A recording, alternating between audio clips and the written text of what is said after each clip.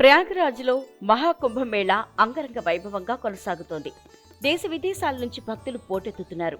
3 రోజుల వ్యవధిలోనే 6 కోట్ల మందికి పైగా హాజరై త్రివేణి సంగమ ప్రదేశంలో పుణ్యస్నానాలు ఆచరించారు. ఎందరో యోగులు, అఘోరాలు, స్వాములు, సిద్ధులు త్రివేణి సంగమానికి చేరుకుని పుణ్యస్నానాలు ఆచరిస్తున్నారు. ఈ క్రమంలోనే పద్మశ్రీ అవార్డు గ్రహీత, యోగా సాధకుడు, 129 సంవత్సరాల స్వామి శివానంద బాబా ప్రయాగరాజ్ మహాకుంభమేళాలో పాల్గొన్నారు. ఆయన గత 100 ఏళ్ల నుంచి ప్రయాగరాజ్, నాసిక్, ఉజ్జయిని, హరిద్వార్లలో జరిగిన అన్ని కుంభమేళాలకు హాజరయ్యారని ఆయన శిష్యులు తెలిపారు. క్రమం తప్పకుండా యోగా చేస్తానని చెప్పారు. ఆయనకు సెక్టార్ 16లో క్యాంప్ ఏర్పాటు చేయగా స్వామి శివానందును దర్శించుకునేందుకు పెద్ద సంఖ్యలో భక్తులు బారులు తీరుతున్నారు.